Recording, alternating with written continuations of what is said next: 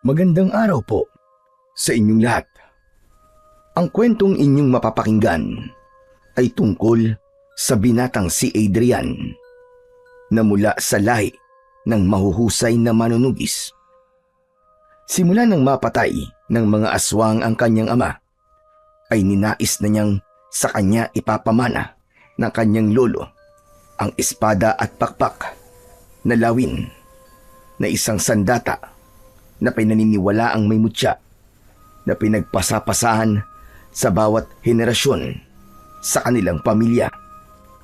Ngunit magagawa ba ni Adrian na patunayan sa lolo niya na siya ang karapat-dapat na susunod na tagapagmana ng espada, gayong minsan niya na itong binigo? Ano ang kayang gawin ni Adrian para mapunta sa kanya ang espada na may mutya ng pakpak ng lawin? At ano ang gagawin niya upang magtagumpay laban sa puwersa ng kadiliman? Ngunit bago ang lahat, mga idol, huwag po nating kalimutang mag-subscribe at i-hit ang notification bell sa aking YouTube channel na The Voice Addict at Apong Isaak para sa mas marami pang makapigil hininga na kwentong aswang at katatakutan mula sa mundo ng kababalaghan. Umpisahan na po natin ang kwento. Ano ba, Adrian? Pwede bang pumilimi ka lang sa isang pwesto? Kanina pa ako nahihilo sa iyo eh. Kanina ka pa lakad ng lakad. Para kang asong hindi mapaanak. Kumalma ka nga. Paano naman ako kakalma, Tomas? Sabihin mo nga kung paano. Alam ko na sa oras na to, nasa kabilang baryo sina tatay at lolo at nakikipaglaban sila sa mga aswang. Ikaw naman pambira ka. Parang ito naman ang unang beses na nakipaglaban sila sa mga aswang. Hindi ba lahi kayo ng mahuhusay at matatapang na mga manunugis? Ang lolo Martin mo, matagal niya nang napatunayan na magaling siyang makipaglaban sa mga aswang. Tapos ang tatay mo naman, ipinamana sa kanya ng lolo mo ang espada na may mutya ng pakpak ng lawin. Kahit na, kinakabahan pa rin ako. Hindi ko pa rin kayang maging kampante lalo na't maraming aswang ang kinakalaban nila sa pagkakataon na to. Teka, sandali nga. Nagtataka ako kung bakit bigla kang kinabahan ngayon . Hindi ba kapag nakikipaglaban sila dati sa mga aswang, ay wala lang sa'yo? Hil ka lang dati. Kasi alam mo na palagi naman silang nananalo. Ano nangyayari sa'yo ngayon? Okay, sige. Sasabihin ko na sa'yo ang dahilan. Kagabi kasi, nanaginip ako na namatay daw si tatay sa pakikipaglaban sa mga aswang. Natatakot ako na baka magkatotoong panaginip na yun. Sasabihin ko sana yung kinatatay at lolo para bigyan sila ng babala. Pero hindi ko ginawa kasi naisip ko na baka pagtawanan lang nila ako . Alam mo naman na wala silang tiwala sa akin. Kasi nung sinanay nila ako para maging manunugis, ay puro kapalpakan lang ang mga ginawa ko. Ayun naman pala . Kaya pala nagkakaganyan ka dahil sa isang panaginip. Pero hindi mo ba alam ang sinasabi ng marami tungkol sa panaginip? Sabi nila, kung ano raw ang nakita mo sa panaginip, ay kabaligtaran na mangyayari sa totoong buhay. Kaya kung ako sa'yo, Adrian, kakalma na ako. Ibig sabihin, hindi mamamatay ang tatay mo at mahaba pa ang buhay niya. Sino ba nagsabi niyan sa'yo? Paano mo na sigurong totoong ganyang kasabihan? Basta sabi nila. Ang dami mo naman tanong, tol. Maniwala ka na lang sa akin, pwede ba? Ano kaya kung sumunod na lang ako kina tatay? Baka kung ano na talaga nangyayari sa kanila . Malapit na mag-umaga pero wala pa rin sila hanggang ngayon. Hindi naman tumatagal ng ganito kapag nakikipaglaban sila sa mga aswang . Kinakabahan na talaga ako. Hindi ang tatay mo mamamatay, tol, kundi ikaw kapag ginawa mo yan. Ano bang alam mo sa pakikipaglaban sa mga aswang? Di ba wala naman? Basta, dito lang tayo sa bahay nyo at hindi ka aalis, tapos. Pasalamat ka nga at sinamahan pa kita sa paghihintay sa tatay at lolo mo . Sus, kaya lang naman nandito kay para ikaw ang unang makakarinig ng kwento nila . Kilala kang tsismoso rito sa baryo natin eh. Hayaan mo na. At least, magagandang chismis lang naman ang ipinagkakalat ko. Hindi na muna nagsalita si Adrian. Dumungaw siya sa bintana at umasa na makikita niya na ang kanyang tatay at lolo na paparating. Ngunit bigo siya. Natatanaw na niya sa silangan ang unti-unting pagsikat ng araw. Totoo ang sinabi ng kaibigan ni Adrian na si Tomas. Ang angka nila ay kilala bilang mahuhusay na manunugis ng mga aswang. Kada henerasyon ay hindi pwedeng walang ipapanganak na manunugis sa kanilang lahi. Ngunit tila naputol na yon kay Adrian dahil pakiramdam niya ay wala siyang kakayahan na maging kagaya ng kanyang ama na si Ado at ni Lolo Martin.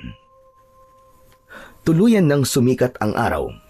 Nakatulog na si Tomas sa sala ng bahay ni na Adrian.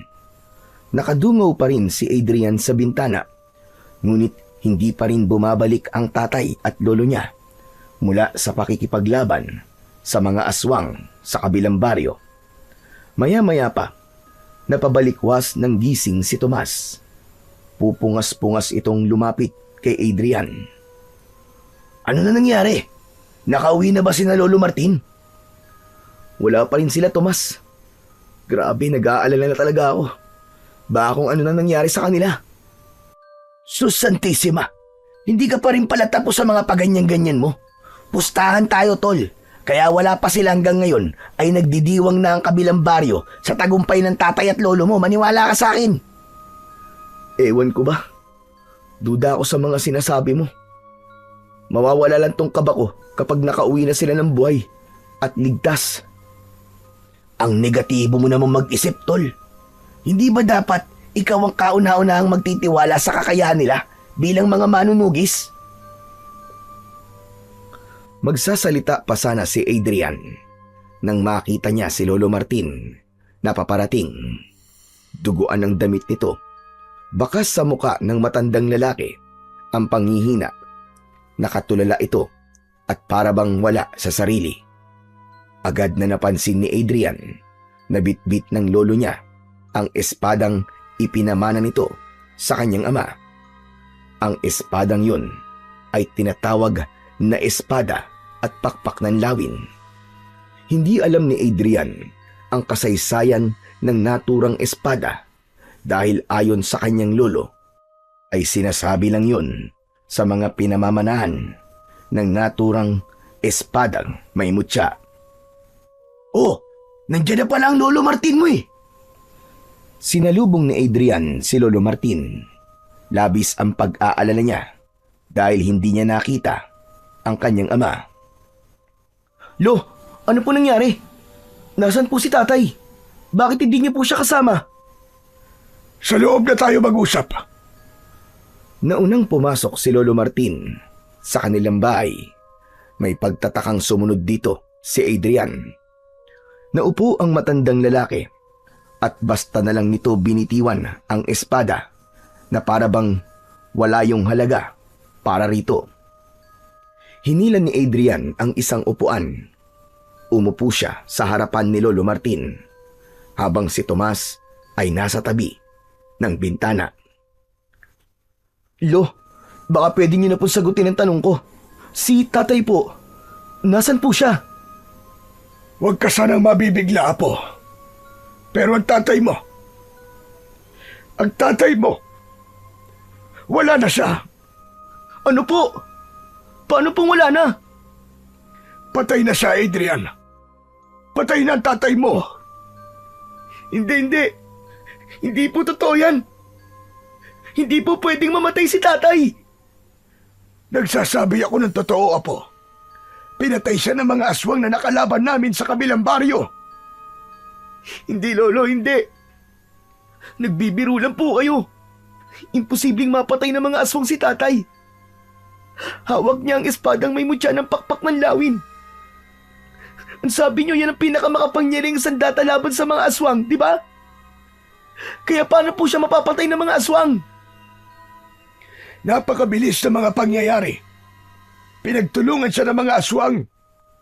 Nabitiwan niya ang espada at doon siya nilapa ng mga kalaban namin. Napakasakit na hindi ko man lang siya nagawang tulungan. Nabigo kami sa aming misyon. Nang umiyak si Lolo Martin, ay doon na napagtanto ni Adrian na hindi ito nagsisinungaling. Napatulala si Adrian at sumabog na ang kanyang mga luha. Hindi! Hindi pwede! Pero sabi niyo bago kayo umalis kagabi, ay buhay at ligtas kayong babalik dito, di ba? Bakit ganon? Bakit ganon, Lolo Martin? Napayuko si Lolo Martin habang patuloy na umiiyak. Maya-maya pa ay may mga kalalakihang dumating. May bitbit ang mga yon na pahabang kahon na gawa sa plywood. Naramdaman ni Adrian na ang tatay niya ang laman ng kahon na yon. Lumuluwang nilapitan ni Adrian ang mga lalaking may buhat sa kahon. Ibaba niyo ang kahon na yan! Ibaba niyo! Matapos ibaba ng mga lalaki sa lupa ang kahon, ay lumuhod si Adrian sa tabi nun. Nanginginig ang mga kamay na binuksan yon ni Adrian. Pakiramdam niya ay bumagsak sa kanya ang langit nang makita niya sa loob ng kahon ang duguan at sugatang katawan ng kanyang ama. Halos hindi niya na ito makilala sa dami ng sugat nito sa muka. Hindi alam ni Adrian kung paano hahawakan ang kanyang ama. Wala siyang nagawa kundi ang umiyak ng umiyak. Gusto niyang isipin na panaginip lamang ang lahat, pero alam niya na yun ay isang realidad. Wala na ang kanyang ama at habang buhay niya itong hindi na makakasama. Sa unang gabi ng lamay ng tatay ni Adrian ay dumagsa ang mga taong nais makiramay. Naroon ang ilan sa mga taong iniligtas ng tatay niya mula sa kamay ng mga aswang. Mabuti na lang at naroon si Tomas para tulungan sila sa pag-aasikaso sa mga nakikipaglamay. Habang nakaupo si Adrian sa tabi ng kabaong ng tatay niya, ay lumapit sa kanya ang kaibigan niyang si Tomas. Tol, paubos na pala mga biskwit ha. Ang dami pang tao na nakikipaglamay. Meron pa sa kwarto ni Lolo na 2 lata ng biskwit. Sandalit, kukunin ko lang. Wag na, dito ka na lang at ako na lang ang kukuha. Tol, salamat ha. Salamat para saan? Sa pag-aasikaso mo sa mga tao rito. Nako, wala yun. Alam mo namang malaki ang utang na loob ko sa tatay mo, hindi ba? Nung bata pa ako, ay kinuha ako ng aswang. Ang tatay mo nagligtas sa akin, di ba? Kundi dahil sa kanya, aba, baka wala na ako ngayon dito. Napakarami talaga ng natulungan ni tatay, no? Tapos ako na nag-iisa niyang anak, ay siguradong hindi magiging kagaya niya. Ano ka ba naman, Adrian? Pambihira ka. Huwag ka magsalita ng ganyan. Bata ka pa naman eh. Hindi pa uli ang lahat para maging kagaya ka ng tatay mo. Pero kung sakaling hindi ka maging kagaya niya, paniguradong magiging magaling ka pa rin sa ibang bagay. O paano? Kukunin ko na muna yung mga biskwit ha? Sige tol, maraming salamat. Umalis na si Tomas sa tabi ni Adrian. Sinilip ni Adrian ang kanyang ama sa loob ng kabaong. Hinaplos niya ang salamin na parabang sa paraan na yun ay nahahawakan niya ang muka ng kanyang ama. Tay, hindi ko po hahayaan na mauwi sa wala ang pagkamatay niyo, Tay. Gagawin ko po ang lahat para maipagmalaki niyo ako. Kahit nasa kabilang buhay ka na. Hindi na malayan ni Adrian ang pagpatak ng kanyang mga luha. Ngunit hindi nagtagal ay umurong ang luha niya nang marinig niya ang pagsigaw ni Tomas sa labas na parabang meron itong kaaway. Nang makita niya si Lolo Martin na tumakbo papunta sa labas, ay agad niya itong sinundan. Nakita nila si Tomas na nasa harapan ng kanilang bakuran. Agad itong nilapitan ni na Adrian at Lolo Martin. Nakita nila ang ilang mga tao na nagmamadaling naglakad palayo na nahinuha ni Adrian na mga sinisigawan ni Tomas. Huwag na kayong babalik dito ha! Mga wala kayong respeto sa patay! Mga buwisit kayo! Tomas, ano't sumisigaw ka rito? Abay, lasing ka ba? Saka, bakit mo pinaalis yung mga tao na yun? Hindi ba sinaaling Mosang yun? Nakikipaglamay sila rito kanina. Sus, nandito lang naman ang mga chismosang yun para makikain ng biskwit at sopas eh. Tol, wala namang problema kung nandito sila para makikain lang eh. Saka panigurado na hindi lang pagkain kaya sila nandito. Hindi ba iniligtas ni tatay ang anak na buntis noon ni Aling Mosang mula dun sa tiktik? Sigurado ko na kaya sila nandito ay bukal sa loob nilang pakikiramay. Yun na nga tol eh. Tinulungan ng tatay mo ang anak ni Aling Mosang. Pero yung si Aling Mosang na yun, yung kismosa na yun, abay walang utang na loob. Ano ba sinasabi mo, Tomas? Pwede bang diretsuin mo na kami? Ano bang dahilan at galit na galit ka kay Mosang at sa mga kasama niya? Paano ba naman po, Lolo? Habang namimigay po ako kanina ng mga biskwit, ay narinig ko pong pinag-uusapan ni na Mosang ang tatay ni Adrian. Abay, biruin nyo. Ang sabi nila ay wala raw kwentang manunugi si Mang Ado. Kasi sabi nila, kahit kay Mang Ado nyo raw po ipinamana yung espada, ay natalo pa rin siya ng aswang. At hindi lang yun, narinig ko mismo sa bibig ni Aling Mosang na sinisisi ng mga taga-kabilang baryo si Mang Ado kung bakit maraming namatay na tao ron. Umasa raw kasi ang mga tao kay Mang Ado, pero binigo lang sila nito. Nababahalang tinignan ni Adrian ang kanyang lolo. Napansin niya ang galit sa muka ng matandang lalaki. Lolo, totoo po ba yun? Sinisisi ng mga tao sa kabilang baryo si tatay. Ang totoo ay ngayon lang nakarating sa akin ang sinabi ni Tomas. Hindi ko alam na sinisisi pala nila ang anak ko. Ginawa ni Ado ang lahat para maprotekta ng mga tao sa kabilang baryo. At sa kagustuhan niyang protekta ng lahat mula sa mga aswang, ay buhay niya ang naging kapalit. Isang beses lang nabigo ang tatay mo, Adrian. Isang beses lang sa napakaraming beses niyang nakapagligtas ng buhay ng iba. Tapos, ganun pa ang sasabihin nila sa anak ko. Kaya nga po, Lolo eh. Hindi po ba pwedeng ang mas maraming pagtulong at magagandang bagay na nagawa ni tatay ang alalahanin nila kaysa sa kanyang pagkamatay? Nako, marami talagang ganyang tao, tol. Magkamali ka lang ng isang beses, burado na kagad sa utak nila ang mga kabutihang nagawa mo.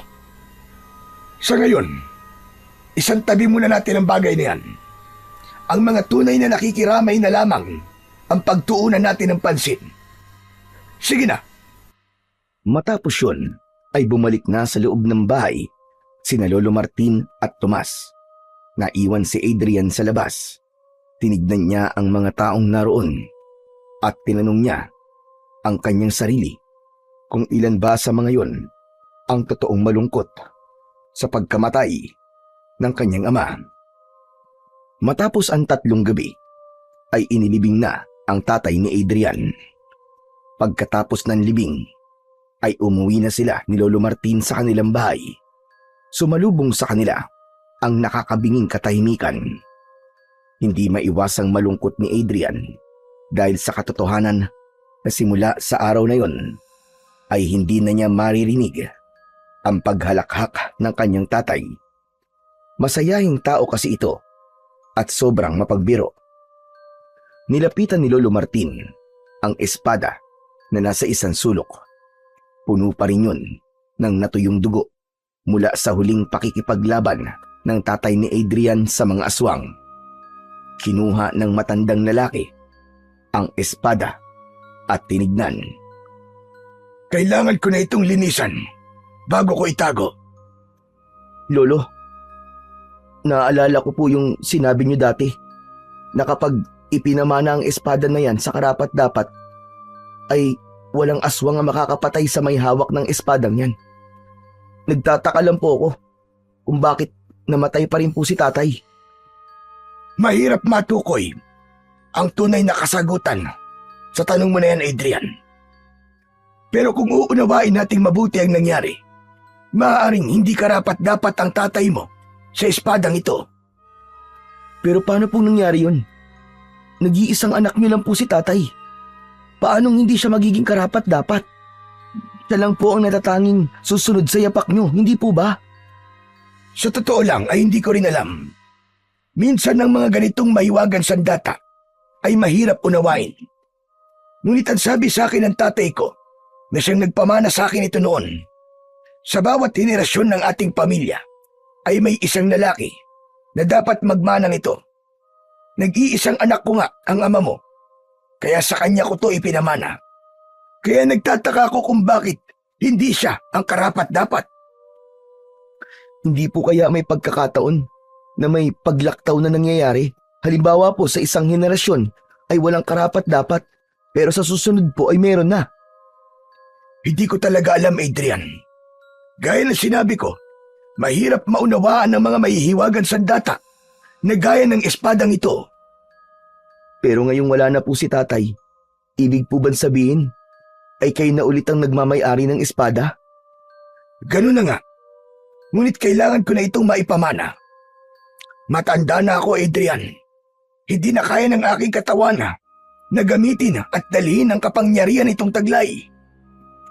Kung ganun, ipapamana niyo na po ba ang espada sa akin? Tama po ba? Adrian, ayoko makapagsalita sa ng masakit, lalo na't kakalibing pa lang ng iyong ama. Ayokong dagdagan ng sakit na nararamdaman mo ngayon. Alam mo na kung anong magiging kasagutan sa tanong mo. Nagbibiro lang naman po ako, Lolo.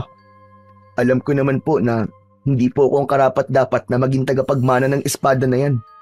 Dahil wala naman po sa akin ng mga katangian para maging isang mahusay na manunugis. Kahit nga po ang tamang paghawak ng espada, ay hindi ko pa po alam. Kaya nga sana ay magkaroon ka na ng asawa. Nang sa ganun ay magkaroon ka na rin ng anak. Malay mo, ang anak mo pala ang susunod na magiging tagapagmana ng espadang ito. Pero Lolo, hindi ko po ba talaga malalaman kung ano pong kasaysayan ng espadang yan? Kahit po sana ang dahilan kung bakit po yan tinawag na espada na may mutya ng pakpak ng lawin, gusto ko pong malaman. Ikinalulungkot ko, pero hindi ko maaaring sagutin ang mga yan. Hindi ba't sinabi ko na sa noon na ang tagapagmana lamang ang pwedeng makaalam ng lahat ng tungkol sa espadang ito? Sayang naman, talagang nais ko po kasing malaman ang kwento po sa likod ng espadang yan. Sa ngayon, ay dito na natin tatapusin ang ating pag-uusap, Apo. Magpahinga ka na at alam kong ilang gabi ka na rin walang maayos sa tulog. Ako naman ay lilinisin ko muna ang espadang ito. Sige po, Lolo. Pagkatapos niyo po riyan, ay magpahinga na rin po kayo. Pumasok na si Adrian sa kwarto nila ng kanyang tatay. Sandali siyang tumayo sa gitna ng naturang silid upang pagmasdan ang mga gamit ng namayapa niyang ama. Nakasabit pa rin sa likod ng pinto ang paborito nitong jacket. Kinuha niya ang jacket at niyakap niya yon na para bang yun ang kanyang ama. Naluwa si Adrian nang mapagtanto niya na kahit isang beses ay hindi niya nagawang yakapin ang tatay niya noong buhay pa ito. Hindi rin niya nasabi rito na mahal niya ito. Masyado siyang naging kampante na marami pa siyang pagkakataon para gawin at sabihin yon. Ngunit nang biglaang nawala ang kanyang tatay, ay doon niya nalaman na totoo nga na napakaikli lamang ng buhay ng isang tao. Nang mga sumunod na araw, ay mas ginawang abala ni Adrian ang kanyang sarili upang hindi niya masyadong maramdaman ang lungkot sa pagkamatay ng kanyang ama.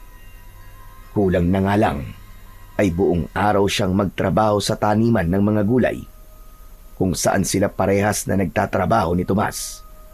Sa tuwing umuuwi kasi siya sa bahay nila at mag-isa siya sa kanyang kwarto, ay bumabaha ang alaala ng tatay niya at hindi niya maiwasan ang pag-iyak.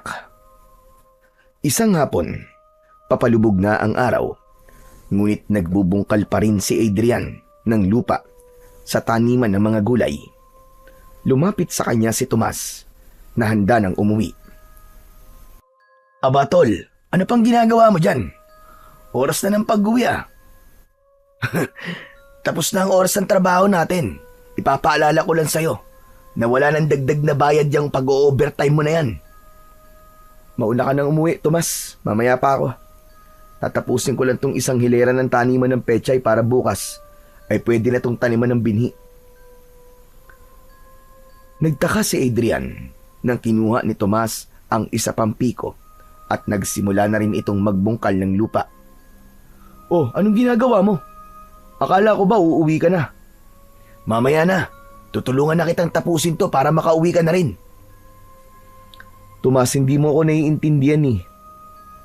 Gusto ko talagang may ginagawa ako. Kapag kasi bakante ang utak ko, inaalala ko lang si tatay. Mas lalo lang ako nalulungkot. Naiintindihan kita, tol. Ganyan din ako nung namatay si nanay eh. Ginagawa kong abalan sarili ko para takasan ng lungkot. Pero alam mo ba, na mali pa lang ganun. Mali na takasan mo ang kalungkutan. Kailangan mo tong harapin para mas madali mo matanggap ang masakit na pinagdadaanan mo. Isipin mo na lang na ang kalungkutan ay parang aswang. Hindi mo to mapapatay kung hindi mo to haharapin. Napahinto si Tomas sa pagbubungkal ng lupa. Tila may kung anong matalim na bagay ang bumaon sa dibdib niya sa sinabing yun ng kanyang kaibigan. Napagtanto niya na simula nang mailibing ang tatay niya ay wala siyang ginawa kundi ang takasan ang kanyang kalungkutan. Kahit paano ay naliwanagan siya na dapat niyang harapin ang lungkot na yon hanggang sa masanay na siya at matanggap niyang wala na talaga ang tatay niya. Tol, hindi ba wala naman tayong trabaho bukas? Oo, wala nga. Bakit mo naman naitanong? Gusto mo bang mag-inom tayo mamayang gabi? Doon tayo sa bahay niyo. Aba, sige ba? Hindi ko tatanggihan yan. Matagal-tagal na rin hindi nasasayaran ng alak ang lalamunan ko. Nakalimutan ko na nga ang lasa nun eh. Tinapos na nilang dalawa ang pagbubungkal ng lupa. Nang matapos na sila roon, ay magkasabay na silang umalis sa taniman ng gulay at umuwi na sila sa kani-kanilang bahay. Pagsapit ng gabi, matapos maghapunan ay nagpaalam si Adrian kay Lolo Martin na magtutungo siya sa bahay ni na Tomas dahil mag-iinom sila. Pinayagan naman siya ng kanyang lolo at sinabi nito na huwag siyang iinom ng marami at huwag siyang masyadong magpapagabi. Bago magtungo sa bahay ni na Tomas, ay bumili muna si Adrian ng isang bote ng alak sa tindahan. Nang makarating siya kina Tomas, ay may mga baso at pinggan sa lamesang nasa harapan ng bahay ni na Tomas. Sakto na lumabas si Tomas na may dalang inihaw na tilapia. Yun! Sabi ko na nga ba't paparating ka na eh. Kaya naganda na ako. Nag-ihaw nga pala ako ng tilapia. Meron pa sa loob kasi alam kong kulang sa atin ang isang tilapia eh. Ayos yan, tol. Mas lalo tayong gaganahan yan sa pag-iinom natin kasi masarap ang pulutan natin. Sandali lang. Kukunin ko lang ang sausawan natin ha. Toyo na may kalamansi ba? Oo naman. At maraming sili. Alam mo talaga ang paborito ko, tol ha. Yan ang gusto ko sa'yo eh. Siyempre naman. Ano pa't naging magkaibigan tayo simula pagkabata kung hindi ko pa alam kung ano-ano mga paborito mo. Sige na, kunin mo na ang sausawan nang makapagsimula na tayo. Alak na ako eh. Natatawang inilapag ni Tomas ang inihaw na tilapia sa lamesa. Saka ito bumalik sa loob ng bahay. Inilapag na rin ni Adrian ang alak at umupo na siya. Nang bumalik si Tomas, nadala ang sausawan, ay agad nilang sinimulan ang pag-iinom. Nagpalitan sila ng tagay At matapos ang ilang minuto ay naramdaman na ni Adrian ang epekto ng alak sa kanya. At dahil sa tama ng alak ay nagkaroon ng lakas ng loob si Adrian na sabihin kay Tomas ang nasa loob niya. Alam mo ba, tol? Nang dahil sa pagkamatay ni tatay, ay mas lalo ko napatunayan kung gaano ko kawalang kwenta at walang silbi. Bakit mo naman sinasabi yan, tol? May silbi ka. Lahat tayo, may silbi habang buhay pa tayo. Hindi mo ako naiintindihan, tol eh. Magkaiba kasi tayo ng klase ng pamilya na kinalakihan natin. Alam mo naman, di ba, na iba ang pamilya ko sa pamilya nyo? Kuha ko na. Kasi pamilya na manunugis ang pamilya mo. Tama ka. Grabe yung panlilit na nararamdaman ko ngayon, tol. Biruin mo. Tinanong ko si Lolo Martin kung sa akin ba niya ipapamana yung espada. Alam mo ba kung sabi niya? Hindi ko alam, tol. Wala naman ako ron nung mag-usap kayong dalawa eh. Ang sabi niya, mag-asawa na raw ako para magkaroon na ako ng anak. Baka raw sa magiging anak ko, pwede niyang ipamana yung espada. Ibig sabihin, hindi niya talaga nakikita na ako ang susunod na magmamana ng espadang yun. Bakit kasi hindi mo ipakita kay Lolo Martin na karapat-dapat ka para sa espadang yun? Paano ko naman gagawin yun, tol? Di ba sinanay nila ako ni tatay tapos puros kapalpakan lang ang ginawa ko? Parang hindi na kasi mabura sa isip ng lolo ko yung ginawa ko na yun eh. Pakiramdam niya, hanggang ngayon, ay ganun pa rin ako. Bakit? Hindi ka na ba palpak ngayon? Di ba, hindi mo naman alam. Hindi mo malalaman kung di mo ulit susubukan na patunayan sa lolo mo ang sarili mo, tol. Ewan ko ba, tol? Pakiramdam ko tuloy, hindi niya ako totoo nga po eh. Sana nga, ampun na lang ako para maintindihan ko kung bakit ayaw niyang ipamana sa akin yung espada na yon. Sus, imposible naman na ampong ka. Parang hinulma sa iisang hulma ng mukha niyo ni Lolo Martin para kayong pinagbiyak na mangga. Bagyang natawa si Adrian sa sinabing yun ni Tomas.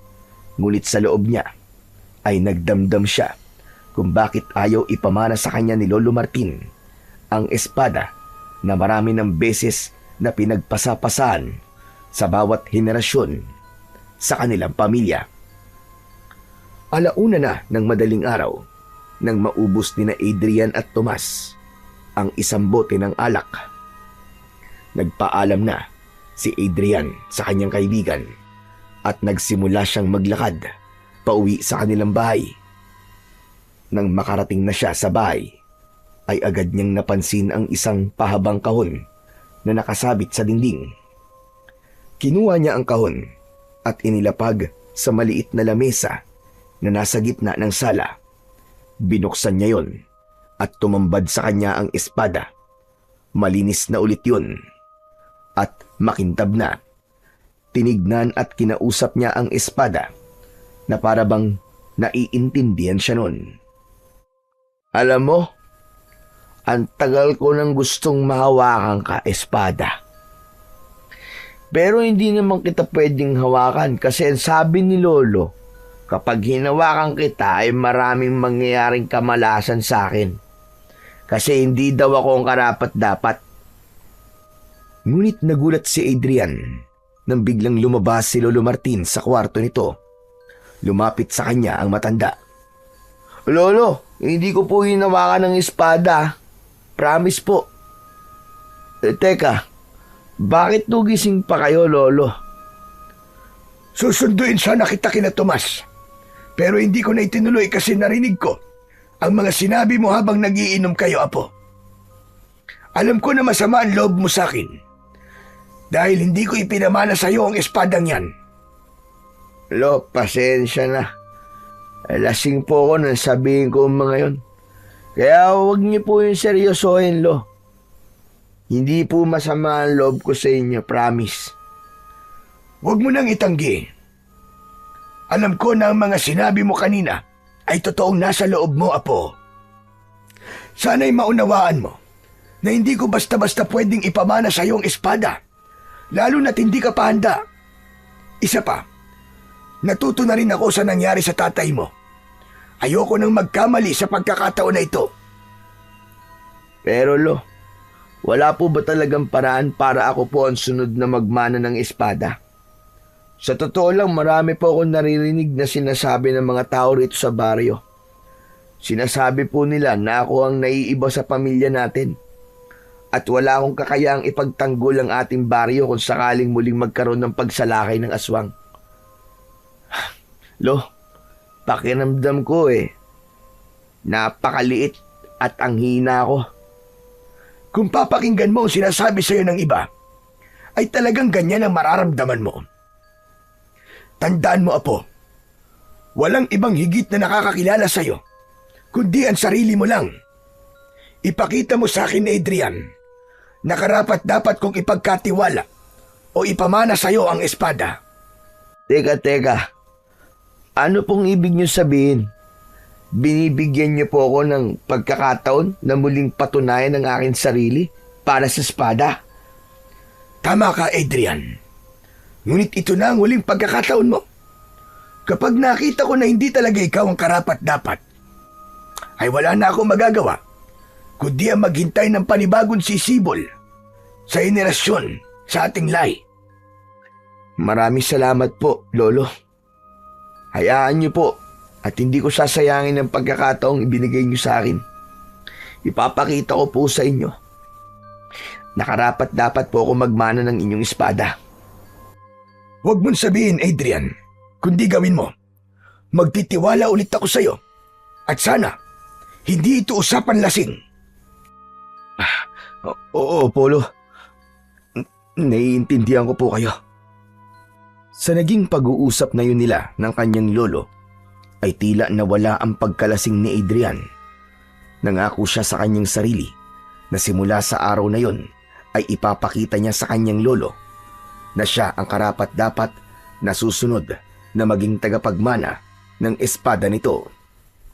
Sa mga sumunod na araw ay nagsimula ng magsanay si Adrian ng mag-isa sa kanilang bakuran. Madalas ay umaga pa lang ay nagsisimula na siya bago siya pumasok sa kanyang trabaho.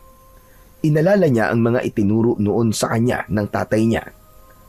Hindi na niya alintana ang pawis at pagod dahil ang nais niya ay mapatunayan na kaya niyang maging tagapagmana ng espada ni Lolo Martin. Isang umaga, pumasok si Adrian sa trabaho na pagod dahil kakatapos lang niyang magsanay. Pagkakita ni Tomas sa kanya, ay napakunot ang noo nito. Oh, ano nangyari sa Tol? Hindi pa nga tayo nagsisimula magtrabaho mukhang pagod ka na. Nagsanay kasi ako bago pumasok . Ano? Anong nagsanay? Nang ano? Sa pakikipaglaban sa mga aswang. Bakit mo naman ginagawa yon? Ang akala ko ba hindi ka susunod sa yapak ng tatay mo at lolo mo? Binigyan kasi ako ni Lolo ng huling pagkakataon para patunayan ang sarili ko, Tomas. Kapag nakita ni Lolo na karapat-dapat na raw ako, ay sa kanya ipapamana sa akin yung espada. Talaga? Totoo ba yan, Tol? Oo nga. Kailan ba ako nagsinungaling sa'yo? Pambihira ka. Maraming beses na, uy. Gaya nung bata pa tayo. Sinabi mo na kapag tinusok ko ng kawayan yung bahay ng mga bubuyog, ay magkakaroon ako ng kapangyarihan. Tapos ginawa ko naman, yun, pinutakti ako ng mga bubuyog. Hindi ba, nagmukha akong binugbog ng 10 demonyo nun? Iba naman yun seryoso ako, Tol. Kaya kailangan ko maging mahusay sa pakikipaglaban sa mga aswang. Saka gusto ko tong gawin bilang pag-alala sa tatay ko. Ayokong mauwi sa wala lang ang pagkamatay niya. Kailangan kong labanan ng mga aswang na siyang pumatay sa kanya. Kung ganun, sa sandaling sumalakay na ang aswang dito sa atin, ay makikipaglaban ka na? Ganun na nga, Tol. Kailangan kong gawin yun kasi sa ganung paraan ko lang may papakita kay Lolo Martin na handa na ako at kaya kong gamitin ang espadang yun. Pero ang tanong, sapat na ba ang pagsasanay na ginagawa mo? Ang ibig ko sabihin hindi ka man lang ba ginagabayan ni Lolo Martin? Hindi. Ang sabi niya kailangan ko daw yung gawin ng ako lang. Kaya hindi na ako nagtangkang humingi ng tulong sa kanya. Grabe, iba rin talagang determinasyon mo, tol. Pero sana ay magtagumpay ka sa gusto mo mangyari. Biruin mo, kapag naipamana sa iyo yung espadang yon, ay magkakaroon ako ng kaibigan na isang tanyag na manunugis. Siyempre, dapat dalin mo rin ako kapag sikat ka na, di ba? Loko ka talaga. Hindi ang pagiging sikat kung bakit ko ito ginagawa. Una, gusto kong wag masayang ang pagkamatay ni tatay. At syempre, gusto kong ipakita sa mga tao rito sa baryo natin na mali sila sa mga sinasabi nilang hindi maganda sa akin. Yan, tama yan, pre. Hayaan mong kainin ng ibang tao rito ang mga sinasabi nila tungkol sa'yo. Lalo na yung aling mosang na yun. Narinig ko nga nung isang araw na ikinikwento niya sa mga kachismisa niya na paniguradong ikinakahiya ka raw ng tatay mo kasi walang pag-asa na maging katulad ka ni Mang Ado. Hindi pa rin pala tumitigil ang aling mosang na yun, ano? Hindi ko alam kung bakit niya yung ginagawa. Wala akong natatandaan na may nagawa ang pamilya ko sa kanya na hindi maganda. Naku, hayaan mo na nga siya, tol. Sadyang may mga tao lang talaga na ginagawang panghimagas ang chismis. Doon sila sumasay. Ayaw mo ba nun? Nakakapagbigay ka ng kasiyahan sa ibang tao. Saka mga ganong klase ng tao, Chong. Sila yung mga malulungkot. Gusto nilang pinagpipiestahan at pinagtatawanan ng kahinaan ng iba. Pero sarili nilang mali, hindi nila nakikita. Tama ka, tol. Hindi ko na dapat pansinin ang mga gaya ni Aling Mosang kasi wala naman silang maitutulong sa akin. Ang dapat kong pagtuunan ng pansin ay ang maging biyasa sa pakikipaglaban. Para sa sandaling may pagkakataon na patunayan ko ang sarili ko sa espada, ay may ipapakita ko yung kay Lolo Martin.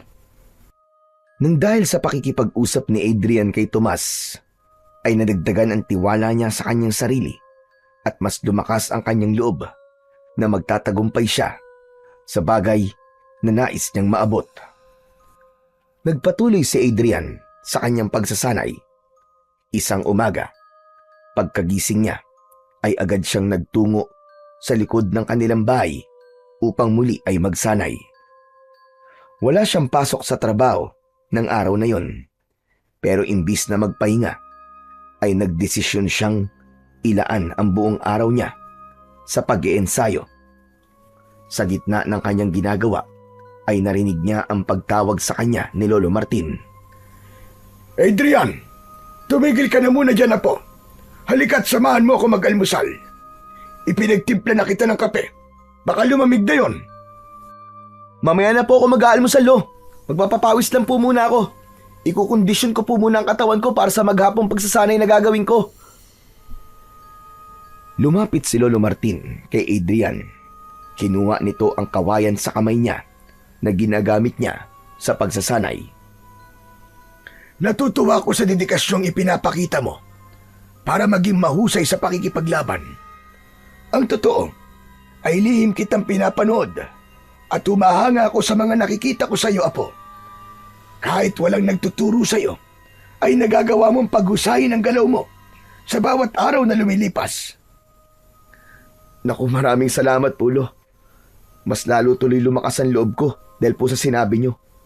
Ang totoo nga po niyan, Lo. Inaalala ko lang po yung mga itinuro niyo noon ni tatay sa akin. Magandang ginagawa mo. Ngunit hindi mo rin dapat pabayaan ang iyong kalusugan. Ito dapat ang gawin mong prioridad. Dahil walang silbi kung magiging mahusay ka nga sa pakikipaglaban, tapos mahina naman ang iyong katawan. Kaya dapat ay kumain ka ng sapat at sa tamang oras. Huwag ka mag-alala, dahil simula sa araw na ito, ay makakasama mo na ako sa iyong pagsasanay. Ano po? Ano pong ibig niyo sabihin, Lolo? Tutulungan na kita sa iyong pagsasanay para mas maging maayos ang iyong mga galaw sa pakikipaglaban. Pero sa tingin ko, ay hindi mo na kailangan ng aking tulong dahil kaya mo na yan ang mag-isa. Hindi po, Lolo. Kailangan ko po ang tulong nyo. Iba pa rin po kung may gabay nyo ang pagsasanay na ginagawa ko. Sigurado ka ba? Baka makagulo lang kasi ako sa sarili mong estilo. Hindi po. Ang totoo nga po niyan eh. Ilang beses na akong nagtangkang sabihin sa inyo na baka pwede niyo po akong tulungan sa aking pagsasanay. Pero inuunahan po ako ng hiya palagi eh. Ano ka ba? Hindi mo kailangan mahiya sa akin na po.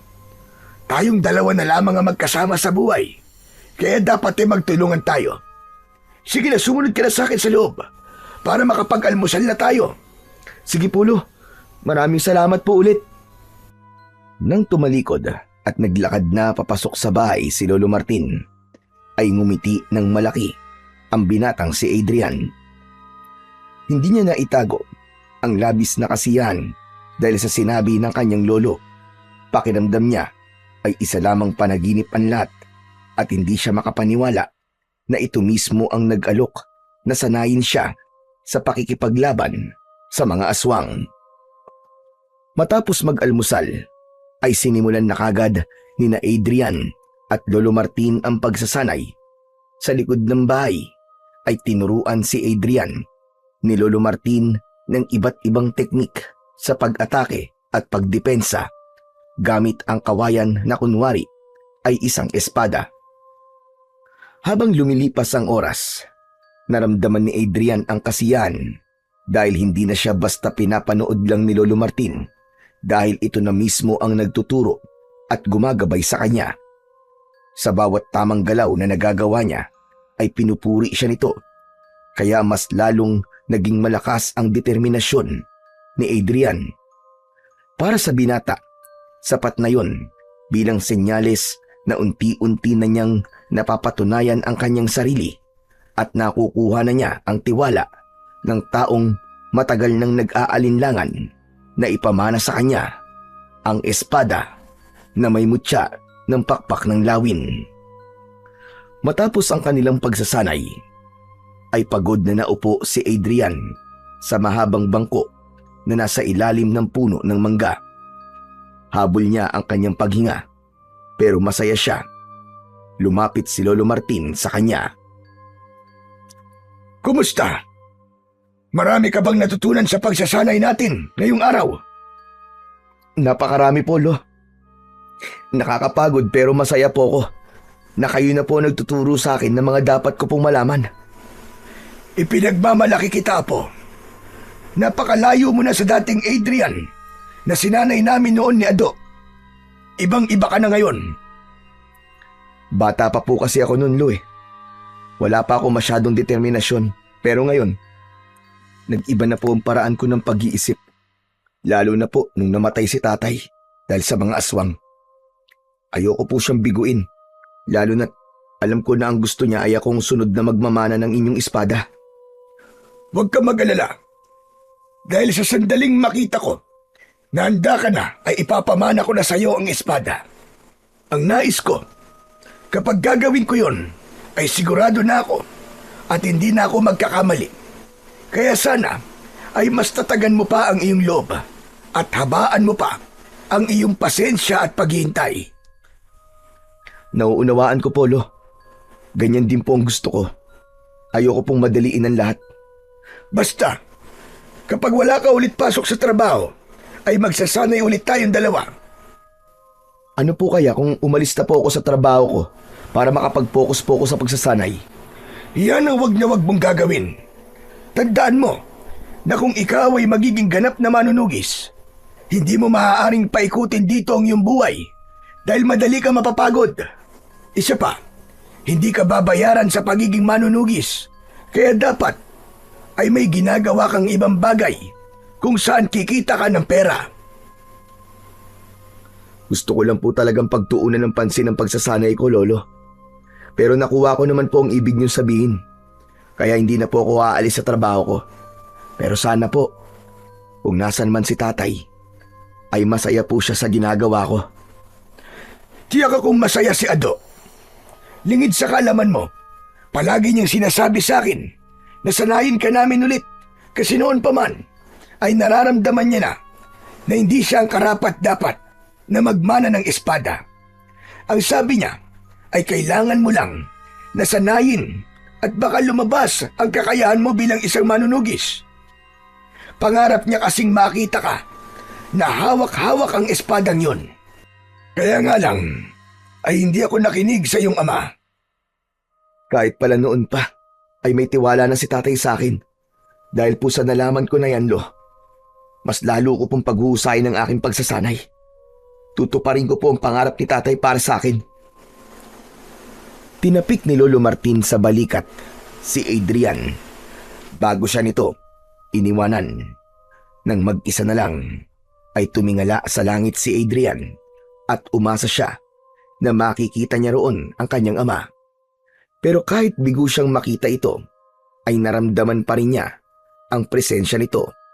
Pakiramdam niya ay nasa tabi lang niya ang kanyang ama at gumagabay sa bawat galaw at desisyon niya sa buhay.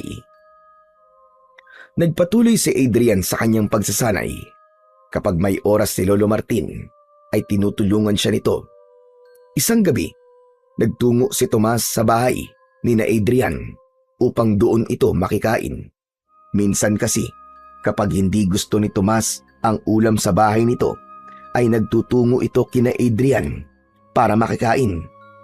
Wala namang problema yon kina Adrian at Lolo Martin dahil mas gusto nilang kasalo si Tomas dahil masyado itong madaldal at nagiging masaya ang kanilang pagsasalo-salo. Lolo Martin, matagal-tagal na pong walang sumasalakay na aswang dito sa baryo natin, no? Bakit? Gusto mo ba magkaroon? Hindi naman po. Siyempre, ayoko. Ang gusto ko lang pong sabihin talagang napatunayan nyo na sa lahat na kayo ay isang mahusay na manunugis. Kita nyo naman, takot na pong bumalik ang mga aswang dito sa ating lugar. Kasi alam nila na nandito kayo. Duda ako sa sinabi mo na yan, Tomas. May pakiramdam ako na anumang sandali ay sasalakay dito ang grupo ng mga aswang na pinamumunuan ni Gubaton. Ano po, Lo? Sino pong Gubaton? Si Gubaton ang pinuno ng mga aswang na kinalaban namin ng iyong ama sa kabilang baryo kung saan siya nasawi. Alam nyo, matagal ko nang nais na patayin si Gubaton dahil sa kakayahan niyang gawing aswang ang isang tao. Ginagawa niya yon upang hindi maubos ang kanyang mga alagad. Naniniwala ako na kapag wala na si Gubaton, ay doon ko lang masasabi na ligtas na ang ating baryo at iba pang mga lugar sa banta ng mga aswang. Talaga po bang malakas si Gubaton at hindi niyo siya napatay? Malakas siya kung ikukumpara sa ibang pangkaraniwang aswang. Ngunit kaya siyang patayin ng aking espada. Kung ganun, bakit hindi niyo pa po siya patayin? Pasensya na, pero hindi ko masasagot ang tanong mo na yan. Saka ko nasasabihin sa iyo ang dahilan kung sakaling dumating na ang araw na ipapamana ko na sa iyo ang espada. Kaya pag-usayan mo pa ang iyong pagsasanay, Apo. Hindi po ba parang napakatagal nang nagsasanay ni Adrian, Lolo? Ano kaya kung ipamana mo na sa kanya ang espada? Baka bigla na lang po sumalakay dito yung Gubato na sinasabi nyo . Mas mabuti na po yun na kapag nangyari yun, hawak na po ni Adrian ang espada. Hindi porke nagsasanay na si Adrian ay karapat-dapat na siya para sa espada. Bilang kasalukuyang tagapangalaga ng espada at pakpak ng lawin, ay ako makakakita at makakaramdam kung kailan ko na pwedeng ipamana ang espada na yon kay Adrian. Walang magandang maidudulot ang pagmamadali na yan. Yan ang tatandaan mo, Tomas. Tama si Lolo, Tomas. Hindi dapat ako magmadali na ipamana niya sa akin ng espada. Dapat ay mapatunayan ko muna ang aking sarili. Pero Lolo, balik po tayo kay Gubaton. Isa po ba siya sa mga aswang na pumatay kay tatay? Oo, Apo. Pinuntirian ni Gubaton ng iyong ama. Nang labis nang nasugatan ni Gubaton si Ado, ay saka siya pinagtulungan ng mga alagad ni Gubaton. Teka, bakit mo pala naitanong yan? Kung ganun, siya po palang dapat kong puntiryahin. Gusto kong iparamdam sa kanyang ginawa niya kay tatay. Gusto kong pagsisihan niya ang kanyang ginawa. Naiintindihan ko ang galit mo ngayon. Pero ipapaalala ko lamang sa iyo na hindi magandang motibasyon ang paghihiganti. Ang dapat mong maging motibasyon ay ang mga taong maaari pang maging biktima ni Gubaton at ng mga alagad niya. Isipin mo na ang mga anak na gaya mo na maaaring mawalan ng magulang nang dahil sa mga aswang. Sigurado ko na kapag naging ganyan ang paraan mo ng pag-iisip, ay makukuha mo ang iyong gustong mangyari. Marahang tumango si Adrian kay Lolo Martin. Doon niya napagtanto na talagang kailangan niya ng manahin ang espada dahil wala silang ideya kung kailan muling sasalakay si Gubaton. At baka sa sunod nitong pagsalakay ay sa baryo na nila Adrian. Matapos manghapunan ay hindi mo na umalis si Tomas sa bahay ni na Adrian. Nakipagkwentuhan muna ito kay Adrian habang si Lolo Martin ay naghuhugas ng kanilang pinagkainan sa likod ng bahay.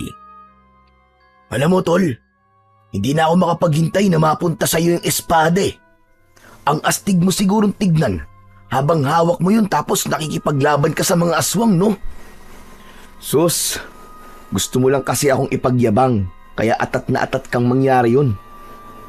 Aba, dapat lang na ipagyabang kita kasi best friend kita eh. At hindi lang kita ipagmamayabang, ipagmamalaki rin kita. Tol, sana wag mo akong kalimutan kapag sikat na manunugis ka na ha. Baka mamaya isnabin mo na lang ako. Hindi ba sabi ko sa'yo ay hindi ko hangad ng sumikat? Ang gusto ko lang ay tuparin ang pangarap ni tatay para sa akin na maging susunod na tagapagmana ng espada. Siyempre gusto ko ring mapatay si Gubaton para hindi na kailangan matakot ng mga tao dito sa atin at sa iba pang baryo. Parang imposible naman kasing hindi ka maging sikat kapag naging kagaya ka ng tatay at lolo mo. Sigurado ako na marami ang hahanga sa'yo. Kaya sana, huwag mo kong kalimutan kapag nangyari yun. Oo na. Hindi kita kakalimutan para matahimik ka na dyan. Natawa si Tomas sa sinabi ni Adrian. Ngunit naputol ang pagtawa nito ng isang lalaki ang humahangos na dumating. Bakas sa mukha ng lalaki ang labis na takot. Ayon sa lalaki, ay may mga bahay sa unahan ng baryo na sinasalakay ng aswang at kailangan ng tulong ni Lolo Martin. Hindi na kailangan puntahan ni Adrian sa likod ng bahay ang lolo niya dahil narinig nito ang sinabi ng lalaki. Kaya nagmamadali itong tumakbo papasok ng bahay. Nang lumabas ang matandang lalaki, ay dala na nito ang espada at sa kabilang kamay ay isang matalim na itak. Inabot ni Lolo Martin ang itak kay Adrian, ngunit hindi niya yun tinanggap. Ito na ang pagkakataon mo para patunayan ang iyong sarili. Gusto ko na ikaw ang maging katulong ko sa pagharap sa mga aswang ngayong gabi. Lolo, hindi po ako sigurado kung handa na po ba ako makipaglaban eh. Hindi yan ang inaasahan kong sagot mula sa'yo. Pero kung hindi ka pa talaga handa, ay ako na lang ang mag-isang makikipaglaban sa mga aswang. Sige na, pumasok na kayo sa loob at wag muna kayong lalabas. Inilapag ni Lolo Martin ang itak sa mahabang upuan at saka ito tumakbo ng mabilis. Dala ang espada na may mutya ng pakpak ng lawin. Tol, anong ginawa mo? Bakit hindi mo tutulungan ng lolo mo? Hindi ko kasi alam kung kaya ko nang humarap at makipaglaban sa mga aswang eh. Ano pa't nagsasanay ka araw-araw, di ba? Halos 1 buwan ka na nagsasanay para sa kaalaman mo. Saka, hindi ba, ikaw na mismo nagsabi sa akin na iniintay mo ang pagkakataon na to? Paano kung ito na ang huling pagkakataon na ibibigay sa'yo ng lolo mo? Sige nga, paano kung maisip niya na hindi talaga ikaw ang karapat-dapat na susunod na magmamana ng kanyang espada kasi hindi mo siya tinulungan ngayong gabi? Sandaling natigilan si Adrian at tinignan niya ang itak. Nanginginig ang buong katawan niya dahil samot-saring emosyon ang kanyang nararamdaman. Tama ka, Tol. Baka nga kapag wala akong ginawa ngayong gabi ay magdesisyon si Lolo na wag nang ipamana sa akin ng espada. Natatakot ako, pero kailangan ko makipaglaban sa mga aswang. Hindi ko pwedeng hayaang mahirapan si Lolo na mag-isang lumaban sa mga aswang. Yan, ganyan nga. Eh, ano pang ginagawa mo rito? Kunin mo na ang itak at sundan mo na ang lolo mo. Bilisan mo! Hindi na nagsalita si Adrian. Dinambot niya ang itak at saka tumakbo papunta sa direksyong pinuntahan ng kanyang lolo. Malayo pa lang ay dinig na dinig niya ang sigawan ng mga taong inaatake ng mga aswang. Nang makarating siya sa unahang bahagi ng baryo, ay nakita niya si Lolo Martin na nakikipaglaban sa mga aswang. May ilang kalalakihan naman na tumutulong dito. Dapat lang natulungan ko si Lolo sa pakikipaglaban. Ang ibang tao nga tinutulungan siya. Dapat ako rin na apo niya. Tumakbo si Adrian papalapit kay Lolo Martin. Nagulat ang matanda nang makita siya. Adrian, apo! Anong ginagawa mo rito? Akala ko ba hindi ka pa handang makipaglaban? Lo, naisip ko po na tama kayo ni Tomas. Pagkakataon ko na po to para ipakita sa inyo na karapat-dapat akong sumunod sa inyong yapak. Mabuti naman at natauhan ka na. Pero mag-iingat ka po. Mababangi sa mga aswang na ito. Mabilis ang mga aswang at sabay-sabay sumugod ang mga yun. Naghiwalay sina Adrian at Lolo Martin. Isang aswang ang umatake kay Adrian. Agad siyang nakaramdam ng takot at halos mabitiwan niya ang kanyang hawak na itak. Nakaiwas siya nang muntik na siyang sunggaban nito. Tinaga niya ang aswang sa dibdib na naging sanhi para malakas siyang mapahiyaw. Sa pag-ikot ng mga mata ni Adrian ay nakita niya si Lolo Martin na pinagtutulungan ng 3 aswang. Sinunggaban ito ng isang aswang kaya natumba ito at kumawala sa kamay nito ang espada. Sabay-sabay na sinunggaban ng 3 aswang si Lolo Martin. Pakiramdam ni Adrian ay dinidurog ang puso niya sa malakas na sigaw ng matanda. Sumugod si Adrian sa 3 aswang at buong lakas niyang isinaksak ang itak sa likod ng isang aswang.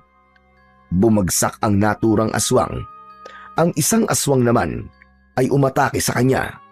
Iniwasan niya ito sabay taga sa leeg, habang ang natitirang aswang ay tila natakot sa kanya at tumakbo palayo.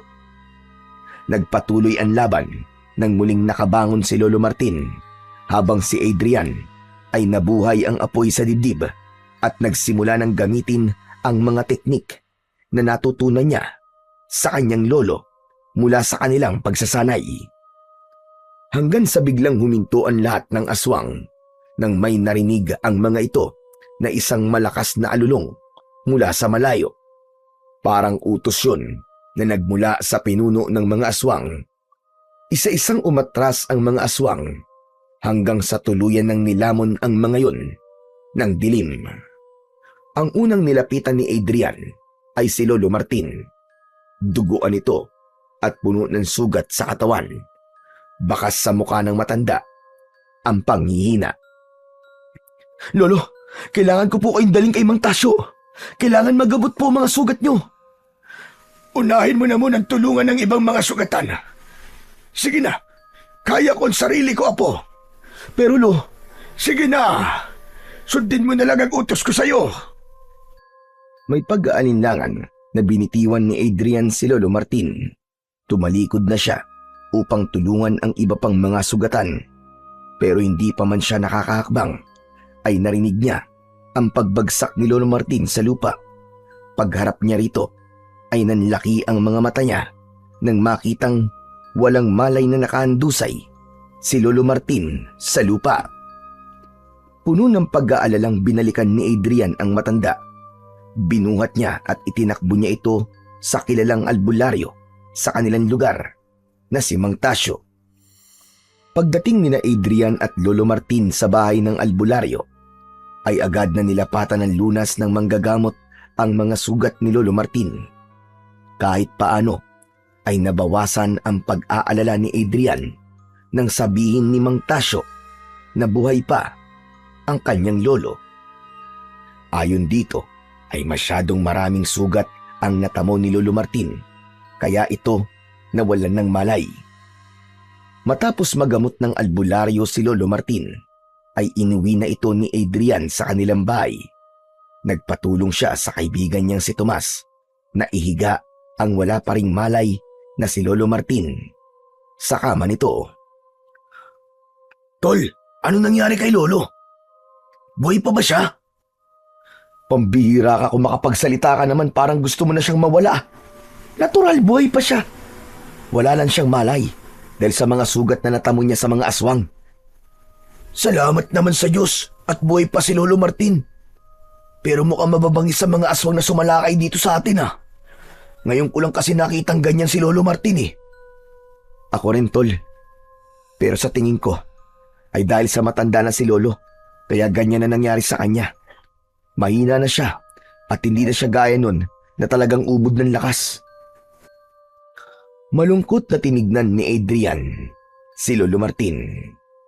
Sa kabila ng napakaraming sugat nito, ay ipinagpasalamat pa rin niya sa Diyos na buhay pa ito.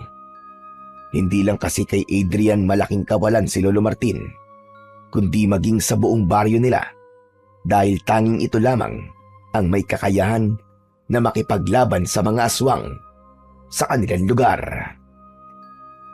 Kinabukasan ng umaga, habang nagluluto ng almusal si Adrian, ay biglang lumabas si Lolo Martin sa kwarto. Hirap itong maglakad at sa bawat takbang ay napapangiwi ito. Mabilis na nilapitan at inalalayan ni Adrian si Lolo Martin. Lo, hindi na po muna dapat kayo tumayo eh. Sariwa pa po mga sugat nyo. Humiga na po muna kayo ulit at dadalang ko na lang po kayo ng almusal sa kwarto nyo. Hindi ko kayang mahiga lang kapag ganitong umaga na. Hayaan mo ko at kaya ko naman ang sarili ko. Yan din po ang sinabi nyo sa akin kagabi. At sabi nyo, kaya nyo. Oh, pero nung nangyari, bigla na lang po kayo nawalan ng malay. Sige na po, aalalayan ko po kayo sa pagiga. Hindi na kumontra si Lolo Martin.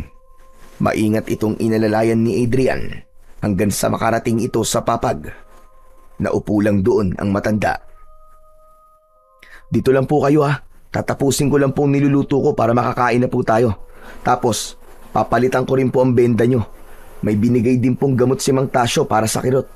Kailangan niyo po yung inumin pagkatapos nyong kumain. Bumalik si Adrian sa kusina upang tapusin ang kanyang ginagawa. Matapos niyang magluto, ay dinalhan niya ng pagkain at kape si Lolo Martin. Doon na rin siya kumain dahil alam niyang hindi sanay ang lolo niya na kumain ng mag-isa. Grabe po naging laban natin kagabi sa mga aswang, Lolo. Hindi ko po akalain na talaga palang nakakatakot na gawin ng ganung bagay. Unang beses ko po yung ginawa at nalaman ko na mahirap pala talaga ang ginagawa niyo ni tatay. Kaya mas lalo pong tumaas ang paghanga ko sa inyong dalawa. Ako rin. Tumaas din ang paghanga ko sa ginawa mo kagabi, Adrian. Ano po? Nagbibiro po ba kayo? Bakit naman po kayo hahanga sa akin? Hindi ko nga po naubos yung mga aswang eh. Hindi importante na maubos mo sila o hindi. Ang pagkikipaglaban mo sa kabila ng iyong takot ay isang bagay na kahanga-hanga. Hindi lahat ng tao ay kayang gawin ang ginawa mo. Isa pa, Adrian, utang ko sa iyo ang aking buhay. Ikaw ang nagligtas sa akin mula roon sa 3 aswang. Nung nakita ko po kasi kayong nahihirapan, parang bigla akong tumapang eh. Wala nang nasa isip ko ng sandaling yun, kundi ang iligtas kayo, Lo. Pero Lolo Martin, yung mga aswang po na nakalaban po natin kagabi, sa tingin niyo po ba alagad po sila ni Gubaton? Sigurado ko na alagad sila ni Gubaton. Yung alulong na narinig natin mula yun kay Gubaton, yun ay hudyat na pinapaatras niya ang kanyang mga alagad. Maraming beses ko nang narinig ang alulong na yun, kaya hindi ako maaaring magkamali. Kung ganun, nagsisimula na po pala silang umatake dito. Ay Lo, oo nga po pala. Yung espada niyo po naroon pa rin po sa una ng ating baryo Binabantayan po yun ni Tomas para masiguro na walang hahawak na iba ron. Kahit po alam ng mga tao rito sa atin na hindi nila maaaring hawakan yun, ay mas mabuti na po ang sigurado. Kaya po pinapabantayan ko yung kay Tomas. Mabuti naman kung ganun. Mamaya ibabalikan ko yun para ako mismo ang kumuha at para may pamana ko na rin sa iyo. Nanlaki ang mga mata ni Adrian sa sinabing yun ni Lolo Martin. Pakiramdam niya ay malinang ang pagkakadinig niya. Teka, ano pong sabi niyo, Lo? Pwede po bang pakiulit? Nabingi ka ba sa lakas ng sigaw ng mga aswang kagabi? Kaya hindi mo na narinig ang aking sinabi. Narinig ko po, Lo, pero gusto ko lang po makasiguro kung tama nga po ang pagkakadinig ko. Tama po ba? Ipapamana niyo na po sa akin ng espada? Oo, tama ka ng pagkakarinig. Sapat na mga nakita ko kagabi para makumbinsi mo ko na karapat-dapat ko nang ipamana ang espada sa'yo. Isa pa, mahina ng katawan ko at kahit ang isang makapangyarihang espada ay hindi na ako magagawang palakasin ng gusto. Panahon na para magkaroon ng mas bata at mas malakas na bagong tagapangalaga ang aking espada. At yun ay walang iba kundi ikaw, Adrian. Hindi po ako makapaniwala. Maraming salamat po, Lolo. Hindi ko po alam ang sasabihin ko pero sobrang saya ko po. Salamat po talaga! Hindi na napigilan ni Adrian ang mapaluha sa labis na kasiyahan. Maingat niyang niyakap si Lolo Martin at sa loob niya ay nagpasalamat din siya sa Panginoong Diyos dahil naniniwala siya na ito ang may kaloob para mangyari ang bagay na matagal niya nang inaasam. Matapos mag-almusal ay pinainom na ni Adrian ng gamot si Lolo Martin. Inalis niya ang benda ng mga sugat nito at sa kanya yon nilinisan. Pinalitan niya rin ng malinis na benda ang mga sugat ni Lolo Martin.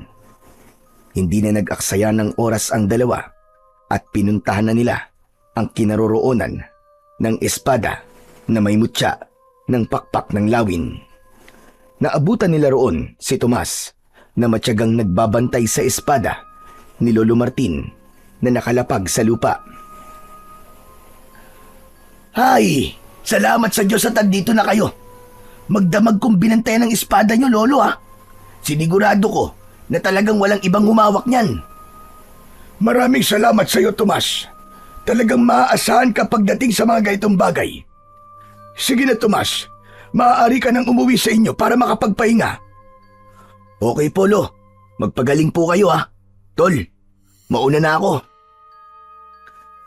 Nagpasalamat din si Adrian sa kanyang kaibigan bago ito tuluyang umalis. Kinuha ni Lolo Martin ang espada at naglakad na sila pabalik sa kanilang bahay. Pagpasok nila sa bahay ay inilapag ni Lolo Martin ang espada sa lamesang nasa gitna ng sala. Magkatabi silang naupo sa mahabang upuan. Hindi ba't noon pa man ay gusto mo nang malaman ang kasaysayan ng espadang yan, Apo? Opo, Lo. Marami po akong gustong malaman tungkol po sa espada nyo.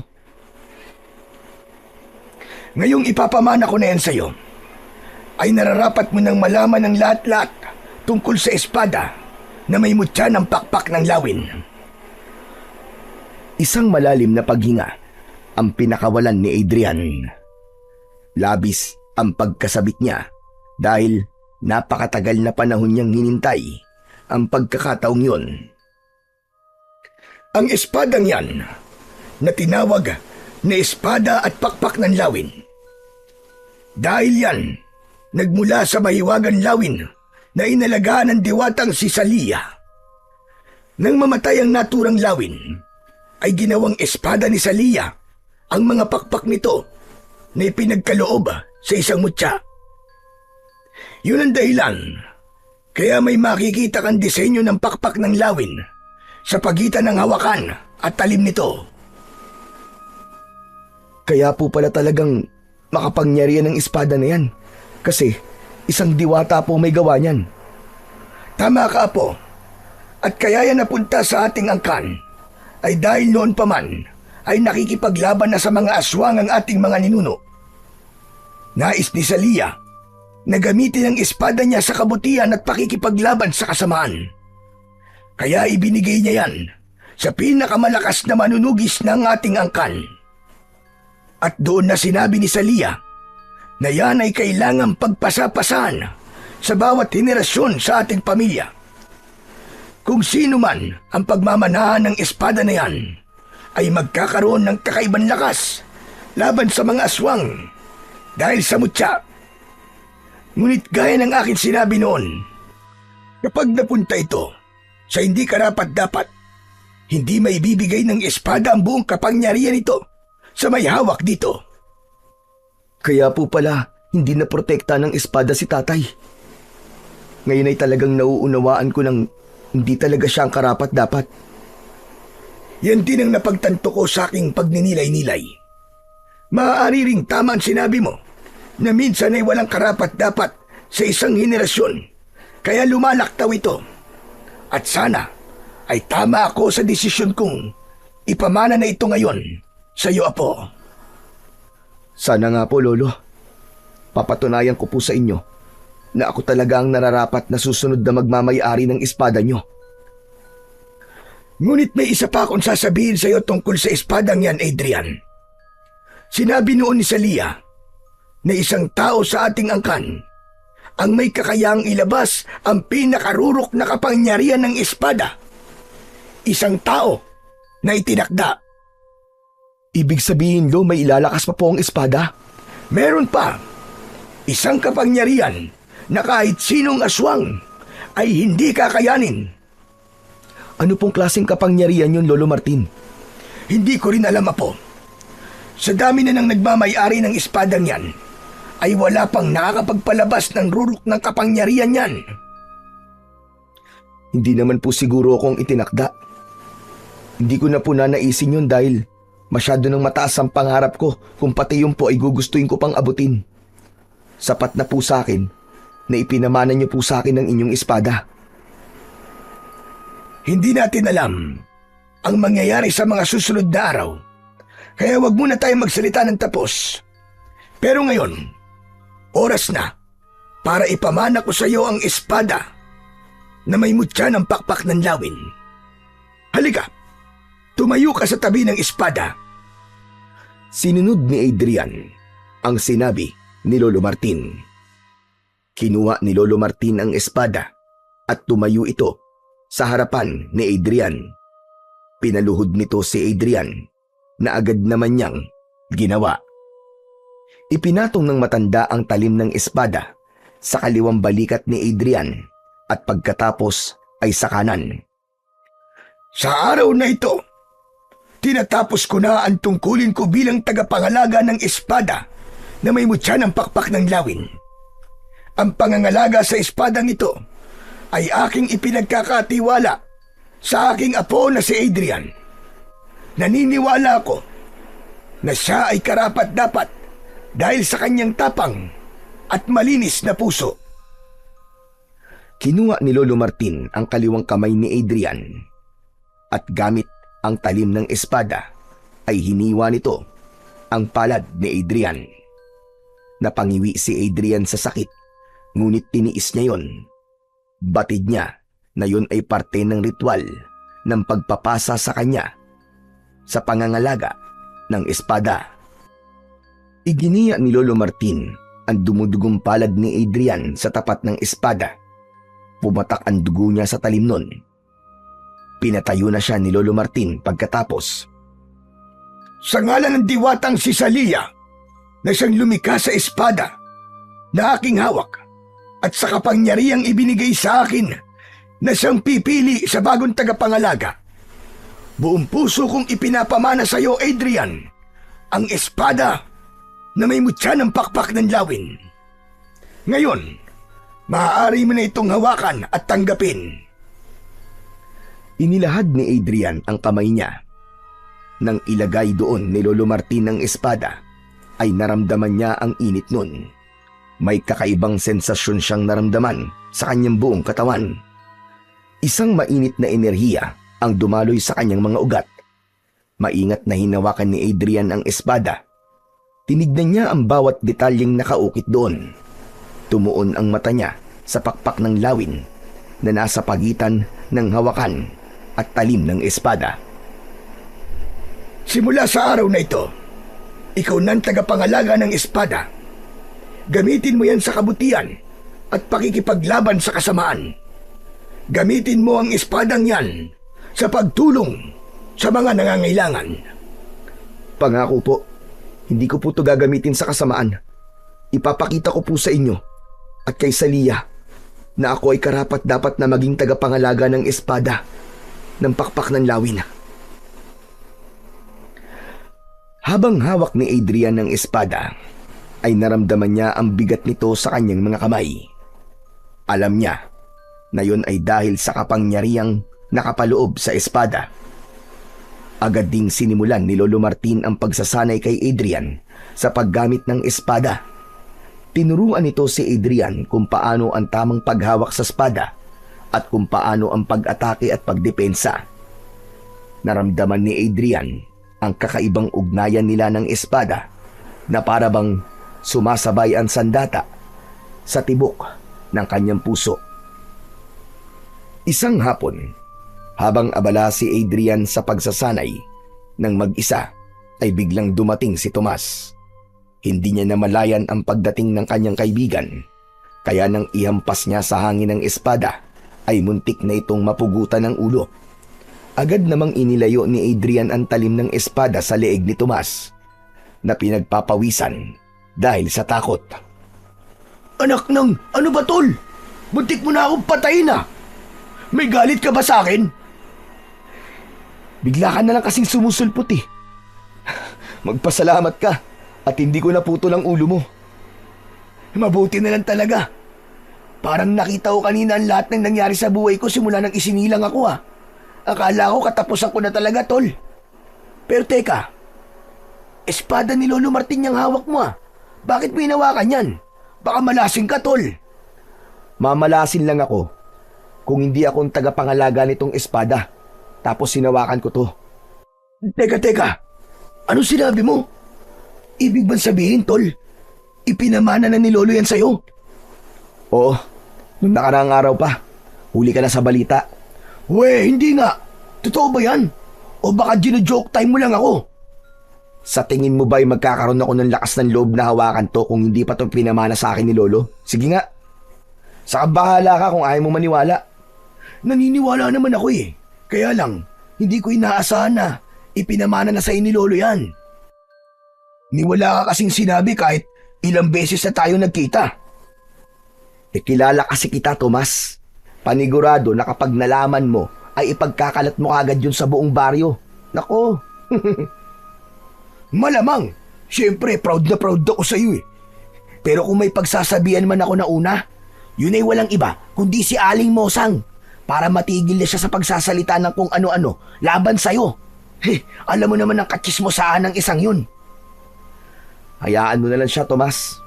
Saka, makikiusap sana ako sa'yo na wag mo munang sabihin kahit na sino na ipinamana na ni Lolo sa akin tong espada ng lawin. Ha?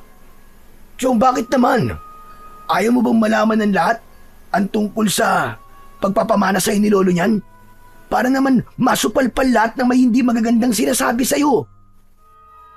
Wag muna, Chong. Ayoko munang ipaalam kasi wala pa ako napapatunayan simula nang ako nang nagmamay-ari nitong espade.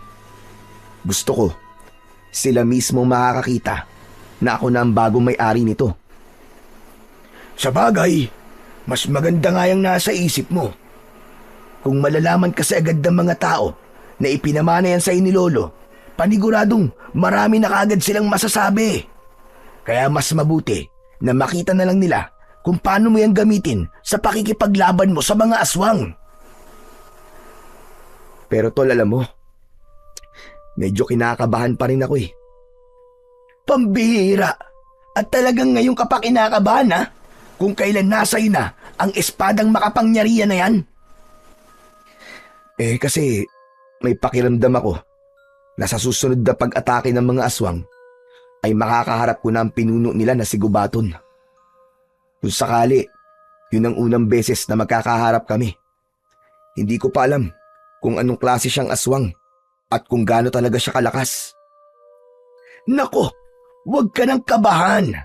Sigurado ko na kahit gaano pa kalakas ang gubato na yon, ay kayang-kaya mo siyang durugin. Wala siyang binatbat sa'yo. Lalo na ngayong nasa iyo na ang espada ng pakpak ng lawin. Basta, kapag umatake ang gubato na yun dito, hindi pwedeng hindi ako manonood ha. Gusto kong makita kung gaano ka kaastig makipaglaban. Ano, best friend? Kaya kaibigan kita eh. Napakalaki ng tiwala mo sa akin. Salamat best friend ha. Kasi ikaw talaga ang palagi nagbibigay sa akin ng lakas ng loob. Lalo na sa mga panahon na pinanghihinaan ako at maliit ang tingin ko sa sarili ko. Sus! Nagdrama na naman ang best friend ko. Tumigil ka na nga, baka magkaiyakan pa tayo dito eh. Sige na, tuloy mo na ang pagsasanay mo. Papanoorin lang kita dito. Galingan mo ha. Napangiti si Adrian sa sinabing yun ng kaibigan niyang si Tomas. Ipinagpatuloy niya na ang kanyang pagsasanay habang bakas sa mukha ni Tomas ang labis na paghanga sa mga galaw na kanyang ipinapakita rito. Gabi na nang huminto si Adrian sa kanyang pagsasanay. Pawis na pawis siya. Umuwi na si Tomas ng sandaling yun. Nagluto na siya ng pagkain nila ng kanyang lolo Martin para sa kanilang hapunan. Nang matapos na siyang magluto, ay tinawag na niya ang kanyang lolo para kumain.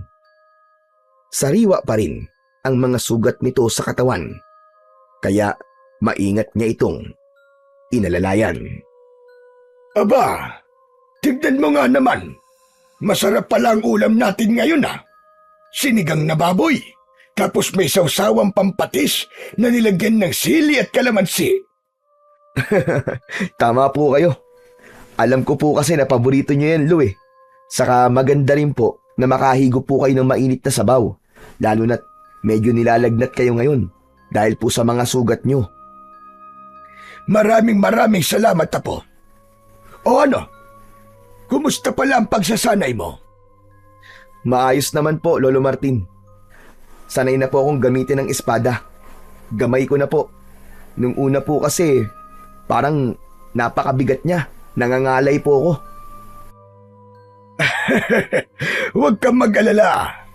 Ganyan din ako. Nung unang beses kong ginamit ang espada na yon. Napakabigat niya. Pero hindi nagtagal, ay nasanay din ako. Sa gitna ng pag-uusap, nina Adrian at Lolo Martin, ay narinig nila ang sigawan ng mga tao sa labas. Wari hinahabol ang mga ito.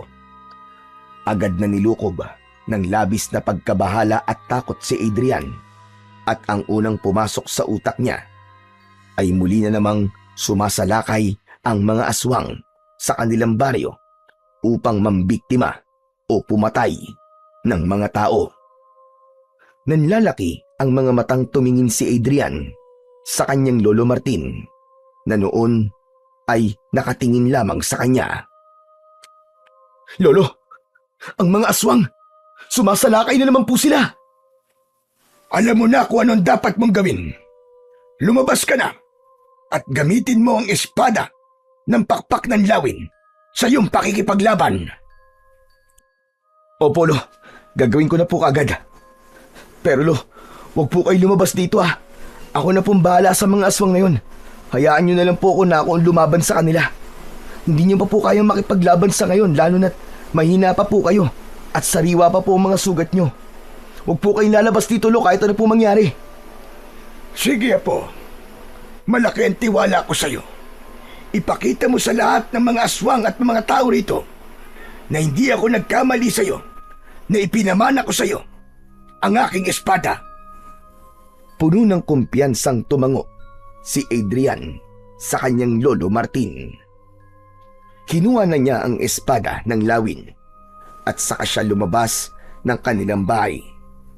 Sumalubong sa kanya ang kaguluhang nangyayari sa kanilang baryo, gawa ng mga aswang. Nakita niya ang napakaraming aswang na ang mga mata ay kumikislap sa dilim na akala mo ay bolang apoy. Halatang gutom na gutom at uhaw na uhaw ang mga yon sa laman at dugo ng tao. Hoy! Mga diablong buwang kayo! Ang papangit yung mga aswang kayo! Ako ang harapin nyo! At huwag ang mga walang kalaban-laban sa inyo! Sa akin nyo ipakita ang bangis nyo! Sige! Lusob! Sa lakas ng boses na yun ni Adrian, nakuha niya ang atensyon ng mga aswang.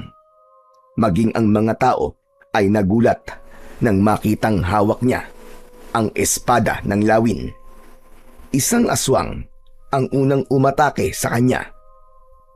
Tumalon ito ng mataas, ngunit sinalubong naman niya ito ng espada at nagawa niyang gilitan ang leeg ng naturang aswang. Bumagsak ang aswang sa lupa na agad na binawian ng buhay. Kasunod noon ay 3 pang aswang ang umatake mula sa harapan niya. Hindi umatras si Adrian. Mabilis ang kanyang galaw at matagumpay niyang naiwasan ang mga pag-atake ng mga yun. Gamit ang espada ng lawin ay pinutol niya ang braso ng isang aswang at may isa pang aswang na sinaksak niya sa dibdib at pinagdiinan niya pa ng gusto. Ang isa ay sumugod sa kanya mula sa gilid pero naramdaman niya yun at nagawa niyang sumalag gamit ang espada at sa kanya ito sinaksak sa likod na agad nitong ikinasawi.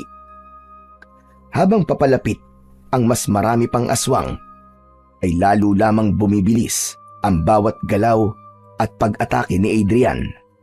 Isa-isang tinamaan ang mga aswang ng kanyang espada at sa bawat pag-atake niya ay may aswang na bumabagsak ng walang buhay. Sa bawat pagbagsak ng mga aswang ay lalong naging matatag ang loob ni Adrian. Pakiramdam niya ng mga oras na yon ay kasama niya sa pakikipaglaban ang tatay niya at ginagabayan siya. Ang lupa sa paligid niya ay napuno ng mga bangkay ng aswang. Nagkalat ang mga putol-putol na katawan ng mga ito at nagsambulat ang mga loob ng aswang sa paligid. At kahit humihingal siya at nanginginig ang kalamnan, ay hindi niya hinayaang panghinaan siya ng loob.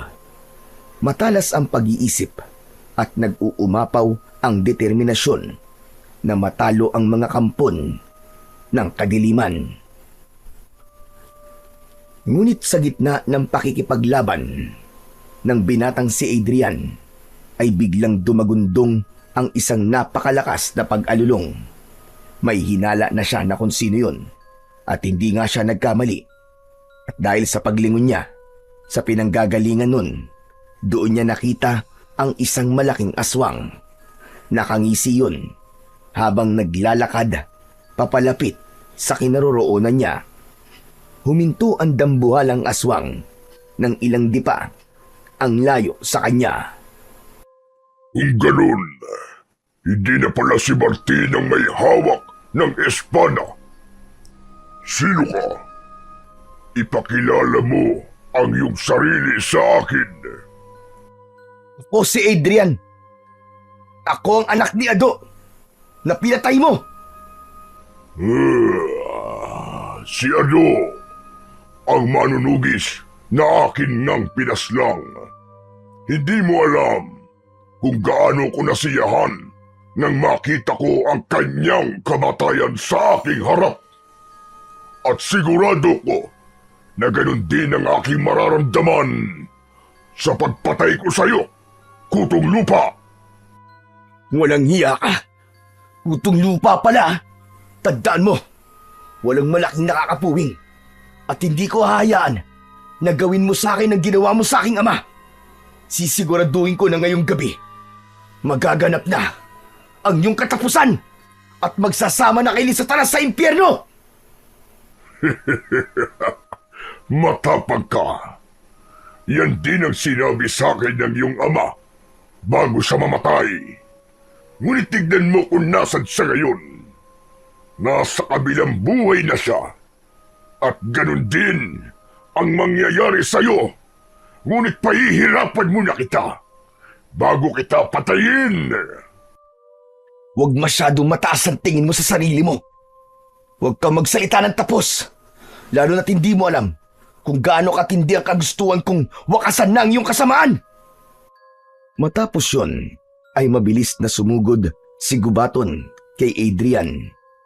Agad naman itong sinalubong ni Adrian gamit ang espada ng lawin. Iniwasan ni Gubaton ang kanyang pag-atake.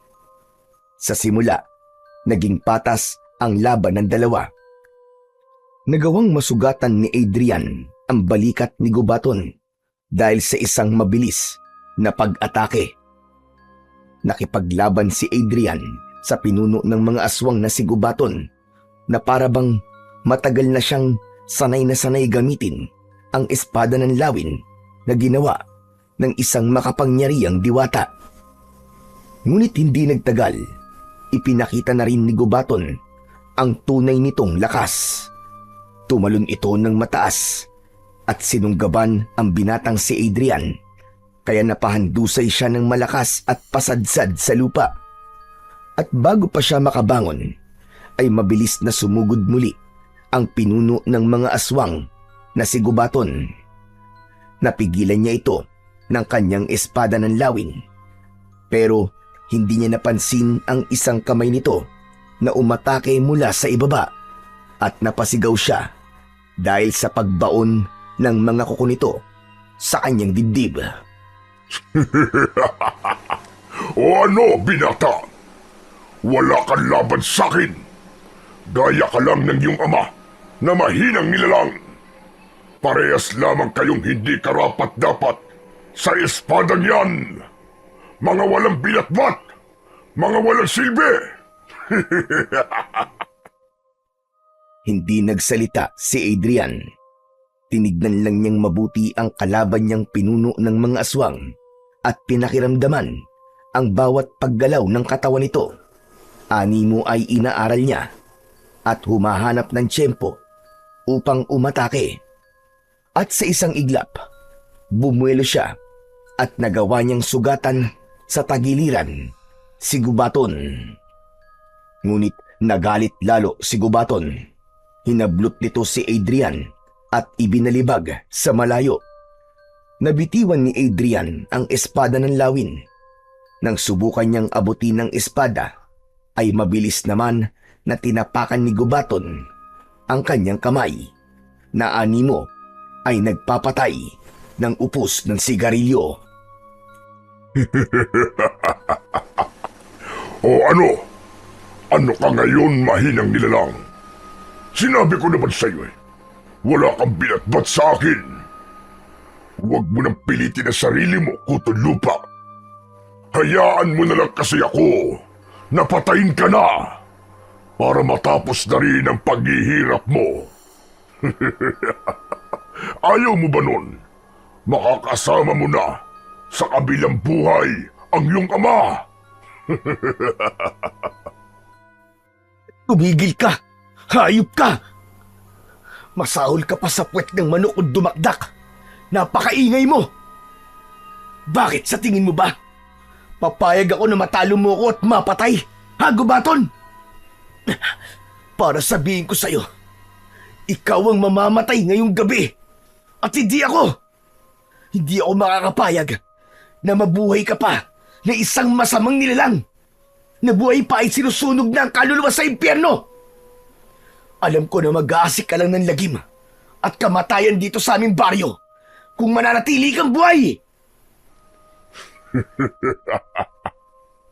Hindi lang sa inyong baryo, kundi sa iba pang lugar ako mag-aasik ng lagim. At patutunayan ko sa lahat na ako magiging hari ng sanlibutan. Uunti-untiin ko hanggang sa masakop ko na ang buong mundo. At ako na ang hihirangin na pinakakinatatakutang aswang sa lahat. Tinignan ni Adrian ang espada ng lawin. Kinausap niya yon gamit ang kanyang isip. Sinabi niya sa espada na higit niya itong kailangan sa mga sandaling yun. Labis na namangha si Adrian nang tila naunawaan naman siya ng espada dahil bigla yung binalot ng nakakasilaw na liwanag. Para bang may sariling isip ang espada at mabilis yung umangat mula sa lupa at lumipad patungo kay Adrian. Sinalo niya ang espada gamit ang isa niyang kamay. Ano to? Hindi! Paanong nasa iyo muli ang espadang yan? Hindi maaari! Ano? Bilib ka ba ha? Sinong kutong lupa? Tsaka hindi ba't sinabi ko sa'yo na ngayong gabi na magaganap ang iyong kamatayan? Magsasama na kayo ng lolo mo si Taning! At sa isang iglap, mas nagliwanag ang espada na may mutya ng pakpak ng lawin.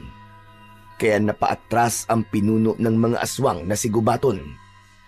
Agad namang tumayo si Adrian.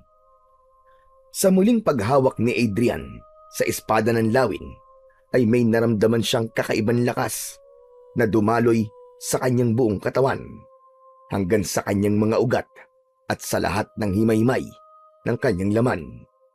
Ang kanyang likod ay kumibot-kibot, kumirot ng pagkasakit-sakit na animoy may gustong kumawala mula sa loob. At mula roon ay unti-unti nang sumibol ang malalapad na pakpak ng isang lawin. Para siyang isang anghel na bumaba mula sa langit. Nang kumampay ang mga pakpak niya, ay lumikha yun ng malakas na hangin. Sumambulat ang alikabok sa paligid. Ano to? Anong nangyayari? Bakit bigla ka nagkaroon ng pakpak? Imposible ito!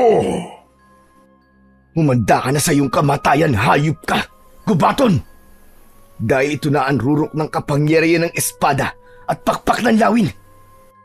Para sa mga taong pinahirapan mo, tinanggalan mo ng mga mahal sa buhay. Sa lahat ng mga naging biktima mo at ng mga alagad mong kapwa mo demonyo. At syempre, para sa aking ama, na pinaslang mong hayop ka na walang ginusto, kundi ang mamuhay ang mga tao sa aming baryo ng payapa at tahimik. Hayop ka para sa lahat ng pinaslang mo. Ito na ang katapusan mo! Nagulat si Gubaton sa itsura ni Adrian. Natatakot na lumayo ito sa binata. Maging ang mga alagad nitong aswang ay tumakbo na rin para tumakas. Ngunit hindi pinayagan ni Adrian na mangyari yun. Lumipad siya at pakiramdam niya ay ginagabayan siya ng kanyang espada. Mabilis siyang sumugod papunta kay Gubaton at dinakma niya ito sa leeg gamit ang isang kamay. Isinama niya ito sa kanyang paglipad sa himpapawid. Nang napakataas na sila, ay saka huminto si Adrian. Sa kabila ng pagwawala ni Gubaton, ay hindi nito nagawang makawala sa mahigpit na pagkakahawak ni Adrian. Ano, Gubaton? Sinong kutang lupang sinasabi mo? Sabihin mo! Tapusin na natin to, Gubaton. Tapusin na natin ang kawalangyaan mo at kademonyohan mo! Wag! Wag! Maawa ka sa akin! Hindi ko na uulitin ang lahat ng mga ginawa ko. Magpapakalayo-layo kami at hindi na kami mamiminsala ng mga tao. Pakawalan mo lang ako. Magbabagong buhay na kami. Ibang klase ka ring hayop kay, no? Naririnig mo ba ang mga sinasabi mo? Maawa! Ako maaawa sa'yo! Hayop ka! Bakit?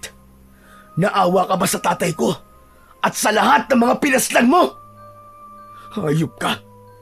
Ang mga kagaya mo ay hindi dapat kinakaawaan. Katapusan mo na, Gubaton. Katapusan mo na! Kahit na anong pagmamakaawang gawin mo, ay hindi nauubra sa akin. Ngayon, kung may alam kang dasal, magdasal ka na sa kapwa mo demonyo.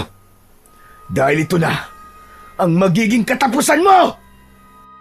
Walang babalang binitiwan ni Adrian si Gubaton. Malakas itong bumagsak sa lupa. Halos hindi na ito makagalaw habang may dugong lumalabas sa bibig at ilong nito. Matapos yun ay bumulusok pababa si Adrian papunta sa pinuno ng mga aswang at buong lakas niyang itinarak ang espada ng lawin sa dibdib ni Gubaton at pinagdiinan niya pa yon ng gusto hanggang tumagos sa likod nito. Hayop ka! Hayop ka, Gubaton! Para yan sa pagpatay mo sa tatay ko. At para sa mga inosenteng buhay na kinuha nyo. Pagkahugot ni Adrian ng espada, ay tuluyan ng binawian ng buhay si Gubaton. Kasunod nun ay unti-unti nang naglaho ang pakpak ng lawin sa kanyang likod. Luminga si Adrian sa paligid niya at kahit isang buhay na aswang ay wala siyang nakita.